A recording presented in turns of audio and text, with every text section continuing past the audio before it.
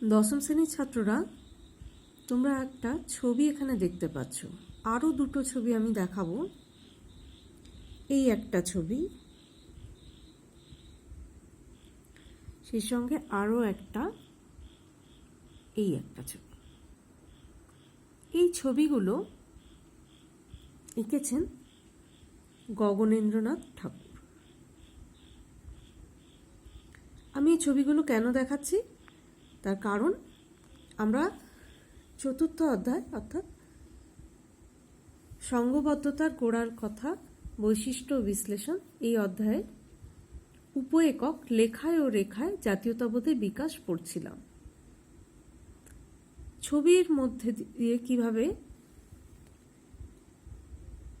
সেই সময় জাতীয়তাবোধ বিকশিত হয়েছিল। এর আগে আমরা অবনীন্দ্রনাথ ঠাকুর সম্পর্কে আলোচনা করেছি। এখন আমরা তারই জ্যেষ্ঠ ভ্রাতা, বড় ভাই গগনেন্দ্রনাথ ঠাকুরের আঁকা সম্পর্কে আলোচনা করছি।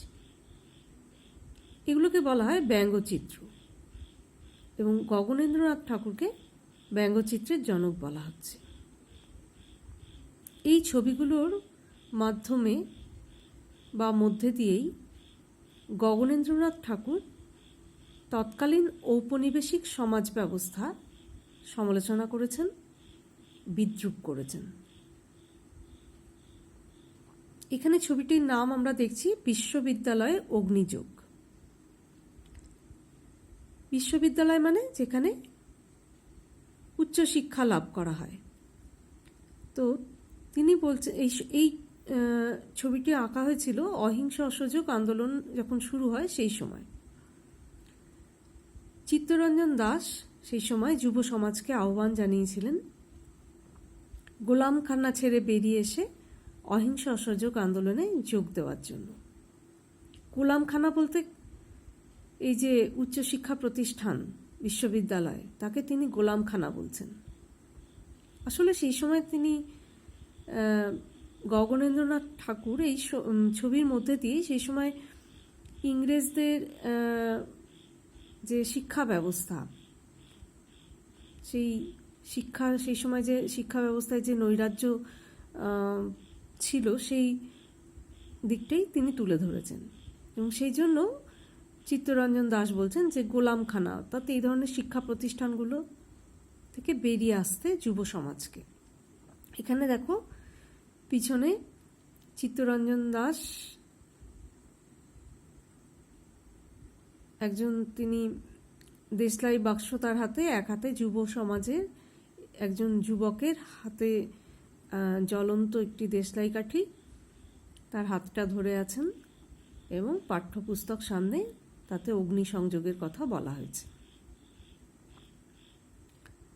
তাহলে এখানে ঔপনিবেশিক শাসনকালে শিক্ষার যে নৈরাজ্য, সেই বিষয়বস্তুকে কেন্দ্র করে এই ব্যঙ্গচিত্রটি অঙ্কন করা হয়েছে। এরপরে আমরা একটা ছবি দেখতে পাচ্ছি, সেটা হচ্ছে জাতাসুরের ছবি। জাতাসুর বলতে, জাতাসুর ছবির নাম হচ্ছে জাতাসুর। এর মধ্যে দিয়ে তৎকালীন সমাজে যে জাতিবিদ্বেষ, ভেদাভেদ, বর্ণ বৈষম্য প্রচলিত ছিল, সেই দিকটা তুলে ধরা হয়েছে। আচ্ছা, এছাড়াও তার আরও ছবি আছে। সেই ছবিগুলো যদি তোমরা দেখতে চাও, গুগল সার্চ করেও দেখতে পারো। গুগল সার্চ করলে তোমরা অনেক ছবি পাবে।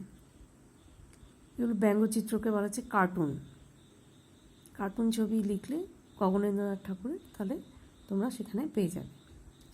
এখানে একটা ছবি নেই, কিন্তু গুগল সার্চ করলে তোমরা ওখানে পাবে। একজন রমণী, তিনি বাঙালি, তিনি শাড়ি পরে বিদেশি জুতো পায়ে একজন ইংরেজের সঙ্গে নৃত্যরত অবস্থায় তার একটা ছবি, বা নাচ করছেন। তো সেটাও কিন্তু একটি ব্যঙ্গচিত্র।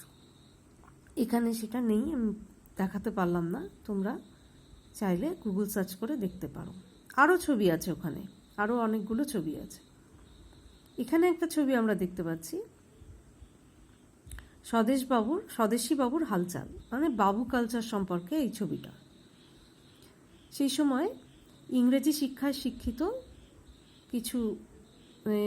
শিক্ষায় শিক্ষিত বাঙালিদের মধ্যে কয়েকজন তারা মনে করতেন তারা নিজেদেরকে সাহেব প্রতিপন্ন করার চেষ্টা করতেন।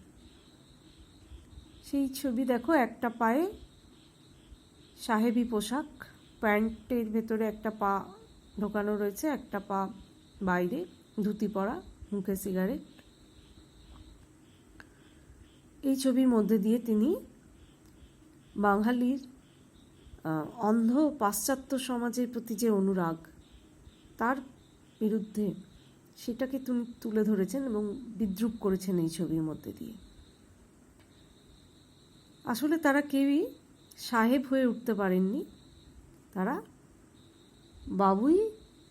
বাবু বলেই তারা পরিচিত হন।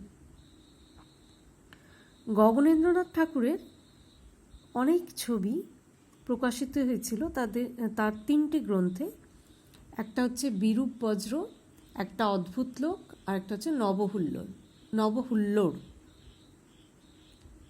তার বিরূপ বজ্র গ্রন্থে 1906 থেকে 1916 খ্রিস্টাব্দ পর্যন্ত বিভিন্ন ঘটনার কার্টুন অঙ্কিত আছে। কার্টুন বলতে ব্যঙ্গচিত্র।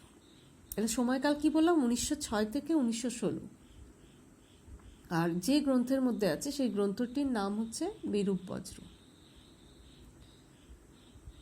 1906 থেকে 1916 মানে প্রায় 10 বছর ধরে তিনি যে ছবি এঁকেছিলেন, কার্টুন ছবি, তার সংগ্রহ রয়েছে, তা সংকলিত হয়েছে বিরূপ বজ্র পুস্তিকায়। 1906 মানে কিন্তু প্রায় ওই স্বদেশী আন্দোলনের সময়কাল। তাহলে আমরা দেখলাম যে গগনেন্দ্রনাথ ঠাকুর এইভাবেই তৎকালীন ঔপনিবেশিক সমাজ ব্যবস্থার সমালোচনা করেছেন, বিদ্রূপ করেছেন, এবং এভাবেই তার ছবিগুলোর মধ্যে দিয়ে সেই সময় জাতীয়তাবোধের বিকাশ ঘটেছিল। তাহলে প্রশ্ন কী ধরনের হতে পারে? প্রথমত ওই 3টি বইয়ের নাম বিরূপ বজ্র, নবহুল্লোড় আর অদ্ভুত লোক। এই 3টি বইয়ের নাম আসতে পারে পরীক্ষায়, যে কোন 3টি গ্রন্থে সংকলিত হয়েছিল গগনেন্দ্রনাথ ঠাকুরের আঁকা ছবিগুলি।